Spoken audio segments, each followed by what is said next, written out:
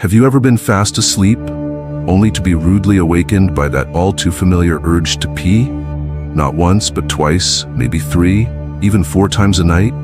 And every time, it's the same thing. You shuffle your way to the bathroom, half awake, holding onto walls for balance, maybe gripping the dresser just to steady yourself in the dark. By the time you're back in bed, your body's restless, your mind's alert, and sleep is long gone. You tell yourself, it's just part of getting older. But what if it's not?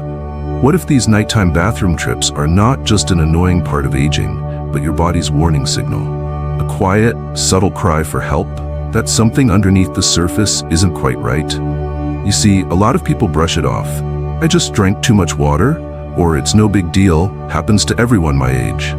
But here's the truth most folks never hear. Waking up to pee constantly at night can be a sign of much deeper issues, the kind that sneak up on you and slowly chip away at your strength, your independence, even your heart health. Yes, your heart. It's not just about your bladder.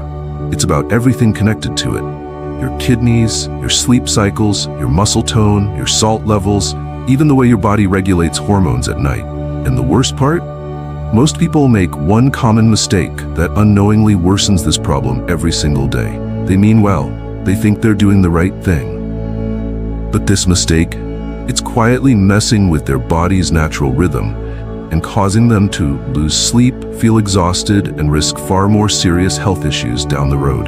So, let's fix that together. In this video, I'm going to walk you through the real reason you, or someone you care about, keep waking up to pee at night.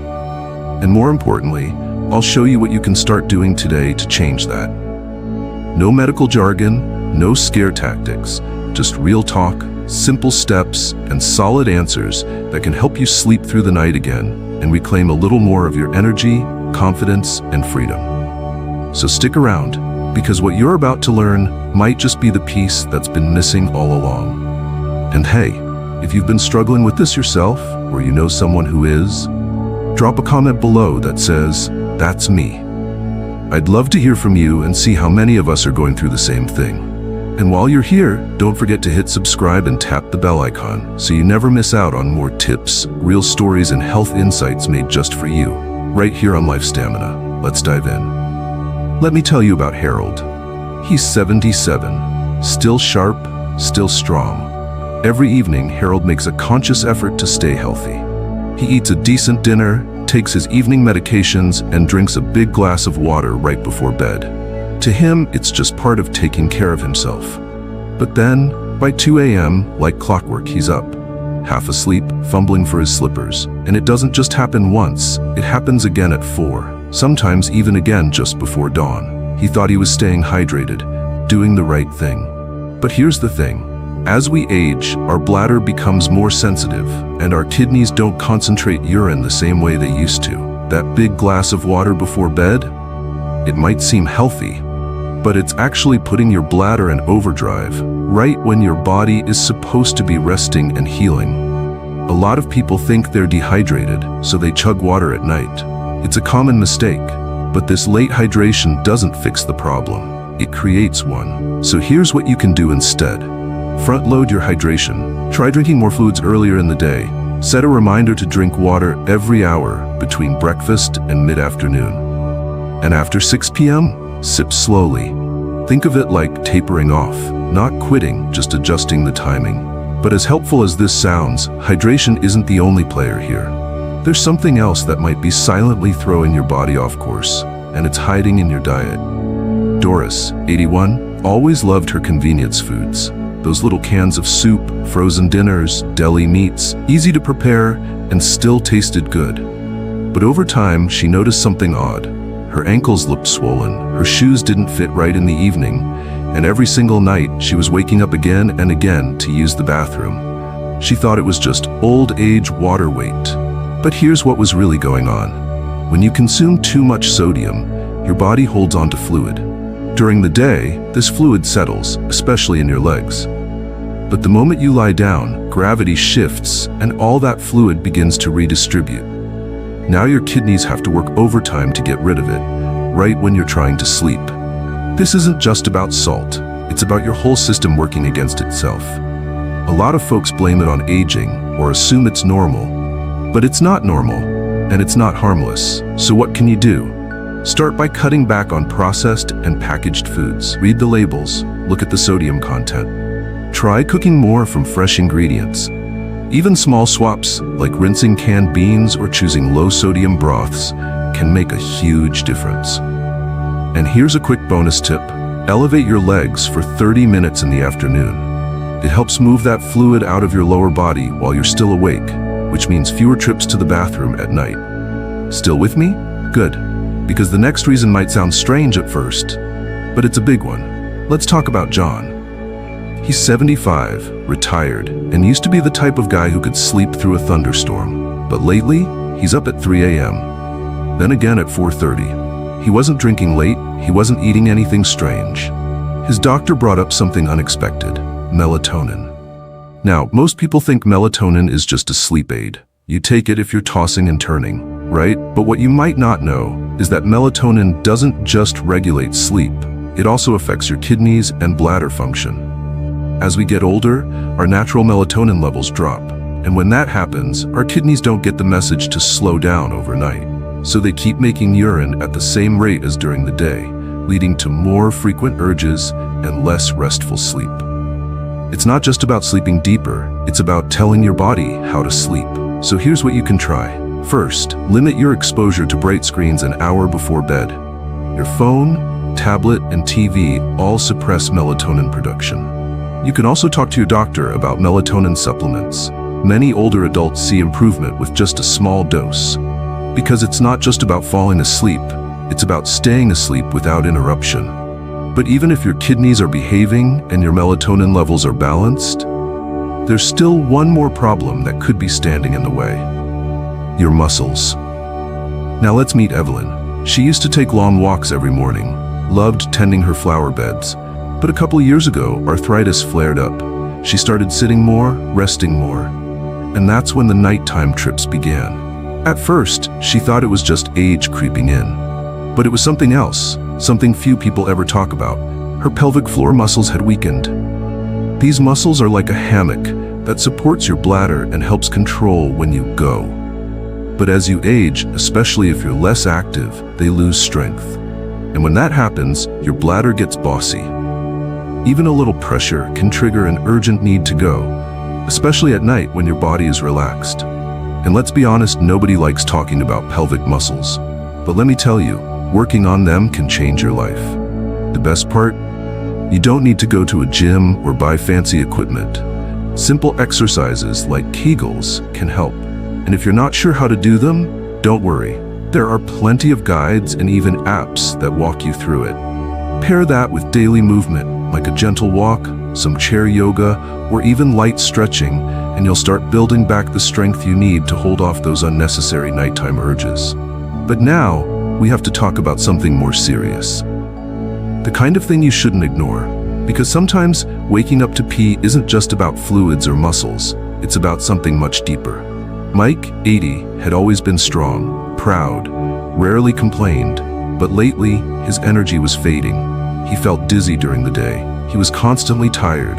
And at night, he was up 5, sometimes 6 times to pee. His family thought maybe it's just his age catching up with him. But when he finally went to the doctor, the truth was far more serious: early stage heart failure. Here's what happens. When your heart or kidneys start to struggle, your body can't manage fluids the way it used to. Fluid builds up in your tissues during the day, especially in your legs. And just like with sodium, when you lie down, that fluid returns to your bloodstream, and your kidneys work overtime to get rid of it. That means more urine production and more bathroom trips at night. This condition, called nocturia, is often the first symptom people notice before chest pain or breathing problems. And that's why it matters. Because while it might seem harmless, waking up frequently at night could be your body's early warning sign. And the sooner you act, the better your chances of protecting your long-term health. So here's my advice. If your nighttime urination came on suddenly, if it's getting worse, or if it's happening alongside swelling, fatigue, or shortness of breath, don't wait. Talk to your doctor. Get checked, because sometimes the smallest symptoms are the ones that save lives. So now that you know the real reasons behind those nightly trips to the bathroom, what do you do about it? Let's talk about that next. You know, it's easy to brush all of this off, to think, it's just part of aging. But if you've ever laid awake in the middle of the night, frustrated, exhausted, knowing you'll be dragging through tomorrow again, it doesn't feel like just aging. It feels like something is slipping away. Your energy, your strength, your peace of mind, and maybe even a little bit of your independence. Waking up over and over to pee may seem small at first, but over time, it takes a toll. You stop getting deep sleep. You stop doing things you enjoy because you're too tired. You start second-guessing trips, long drives, social events because you're worried you'll need the restroom or just won't have the energy to enjoy it. And that's what really hurts, isn't it? It's not just about sleep. It's about what lack of sleep slowly steals from you. Your comfort, your confidence, your connection to the life you still want to live. But here's the part that no one tells you, and I want you to hear this clearly.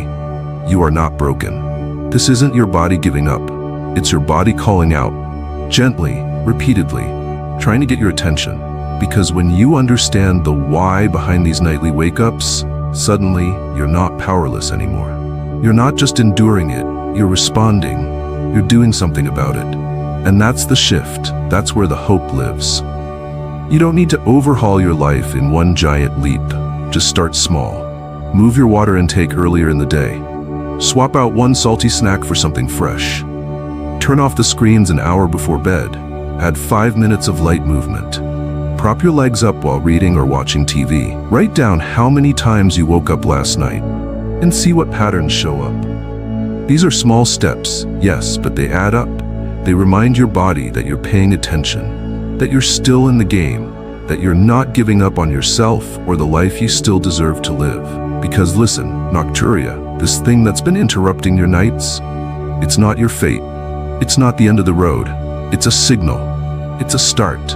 And if you take even one action today, just one, you're already on your way back to better nights, stronger days, and a little more freedom than you had yesterday. You've made it this far, and that says something. You're still showing up, still learning, still growing. That's not weakness, that's strength. And if no one's told you lately, you're doing a good job. Let's keep going, together. So let's take a moment to pull it all together. We've covered a lot today, some simple truths and some that hit a little deeper. But each one matters, and each one gives you something you can do right now to start getting your nights back. To recap, the 5 key reasons you might be waking up to pee at night are: drinking too much fluid too close to bedtime, overloading your bladder when your body is trying to rest, eating too much sodium, leading to fluid retention and late-night release, low melatonin levels, making your kidneys act like it's still daytime, weak pelvic floor muscles, reducing your bladder control, and possible underlying heart or kidney issues, your body's way of waving a red flag before things get more serious. Each of these causes has its own solution. And no, they're not complicated, but they do take awareness, a little attention, a little care. And now you have that knowledge. So let me ask you something, honestly. Which one of these do you think might be affecting you or someone close to you? Maybe it's more than one. Maybe it's something you've ignored for a while. Or maybe this is the first time it's even crossed your mind. Whatever it is, I'd love to hear from you. Drop your thoughts in the comments. Tell me which point hit home. Tell me what you've tried or what you're planning to try tonight. Because sometimes just saying it out loud or writing it down can be the first step toward change. And you never know who else might be reading your comment, thinking, hey, me too. And if this video gave you something useful, even just one new idea, one new reason to feel hopeful, go ahead and tap that like button. It's a simple gesture, but it tells the platform this matters. And if you haven't already, I'd love for you to subscribe to LifeStamina, not because I want another number, but because I want you to stay connected to tools, tips, and real conversations that help you feel strong, informed, and ready for what's ahead. We're building something here. A space where aging isn't something to fear, but something to understand, embrace, and live through with dignity. So thank you. Truly, thank you for being here with me today. Stay hydrated, stay active, and above all, stay hopeful. You're not alone in this. You're never too late to feel better, and I'll be right here with you in the next video.